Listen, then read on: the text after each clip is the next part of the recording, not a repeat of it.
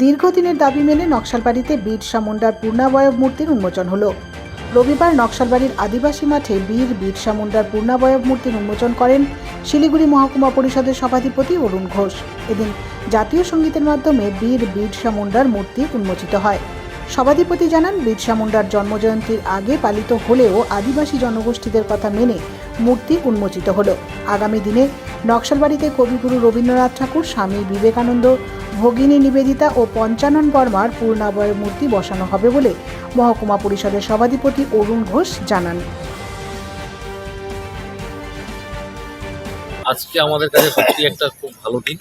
আমরা শিলিগুড়ি মহকুমা পরিষদের পক্ষ থেকে আমরা এখানে একটা বিরসা মুন্ডা যে আমরা একটা মূর্তি আছে এখানে স্থাপন করতে পেরেছি।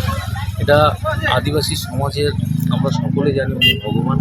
উনি আদিবাসী সমাজকে এগিয়ে নিয়ে যাওয়ার জন্য অনেক কাজ করেছেন। আদিবাসী সমাজের জন্য, আদিবাসী মানুষের জন্য, যারা পিছিয়ে পড়া মা বোনেরা ছিলেন তাদের জন্য কিন্তু অনেক কাজ উনি করেছেন।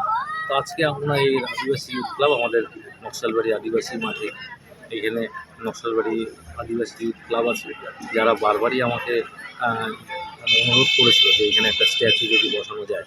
যেহেতু আমাদের এখানে একটা মাঠ আছে আদিবাসী মাঠ, এবং বহুদিন থেকে কিন্তু আমরা এটাতে প্রচেষ্টায় ছিলাম। তা আলটিমেটলি আমরা আজকে করতে পেরেছি। আমরা সত্যিই ভালো লাগছে। আমাদের ইচ্ছা ছিল যে ভগবান বিরসা মুন্ডার একটা মূর্তি আদিবাসী মাঠে অবশ্যই হওয়া উচিত।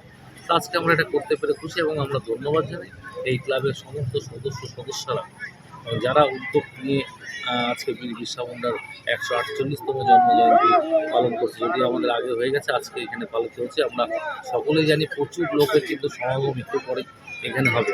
প্রায় পুরো মাঠটা এখানে ভরে যাবে। একটু পরে অনেক মানুষ আসবে বিভিন্ন বাগান থেকে, বিভিন্ন জায়গার থেকে কিন্তু এখানে সবাই আনন্দ উপভোগ করতে আসবে।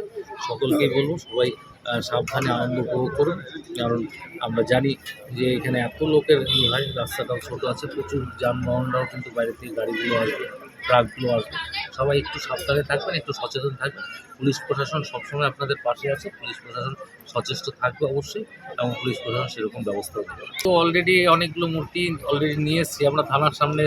কিছুদিনের মধ্যে দুটো মূর্তি আমরা স্বামী বিবেকানন্দ এবং নিবেদিতার লাগাবো। আমরা পানিঘাটা মোড়ে রবীন্দ্রনাথ ঠাকুরের স্ট্যাচু লাগাবো। আমরা অলরেডি জাবড়াতে বিরসা মুন্ডাজির একটা মূর্তি লাগাবো। আমরা ঠাকুর পঞ্চানন বর্মার একটা মূর্তি লাগাবো। এগুলো সব প্রসেসিংয়ে আছে। আমরা আস্তে আস্তে সবগুলো লাগাবো। আর আমরা যেটা বলি আমরা সেটা করি। এটা আমি আবারও বারবার বলছি, মিথ্যা প্রতিশ্রুতিও দিই না। যতটুকু কাজ করতে পারবো ততটুকুই করবো, এবং আগামী দিনে বলছি যে এইসব নামগুলো বললাম তাড়াতাড়ি কিন্তু আমরা এখানে প্রতিষ্ঠিত। মানুষের এক্সপেকটেশন অনেক আছে, মানুষের আশা অনেক, যেহেতু এখান থেকে সভাধিপতি হয়েছি। তো এটা আমারও দায়িত্ব, এবং অবশ্যই আমাকে আমার সমস্ত মহকুমা পরিষদের টিম আমাকে সহযোগিতা করেন। সেই জন্য কিন্তু অনেকগুলো কাজই আমরা করতে পেরেছি, এবং আগামী দিনে অনেকগুলো কাজ করার বাকি আছে নকশালবাড়িতে, যাতে আমরা, যেহেতু আমি নকশালবাড়ির বাসিন্দা, সেই নকশালবাড়ি নিয়ে বলছি, মহকুমা পরিষদকে অবশ্যই আমাদের করতে হবে। পাশাপাশি নকশালবাড়িতেও কিছু ভালো ভালো কাজ, যেহেতু বিগত দিনে কিন্তু আমরা দেখেছি কোনো কাজ সেভাবে নকশালবাড়িতে হয়নি। আমাদের বহু বছর থেকে কিন্তু অনেক এখানে এসছে এমএলএ এমপিরা এসছে, সভাধিপতিরা এসছে, কিন্তু সেইভাবে কিন্তু নকশালবাড়ির উন্নয়নটা হয়নি। আমরা এই ভোট আসার পরে কিন্তু অনেকগুলো কাজ আমরা করেছি, এবং আগামী দিনেও কিন্তু অনেকগুলো কাজ আমরা প্রতিশ্রুত করবো। আমরা সেগুলো কাজ কিন্তু অবশ্যই করবো। তার মধ্যে ডিআই ফান্ড মার্কেটের অলরেডি সার্ভে চলছে।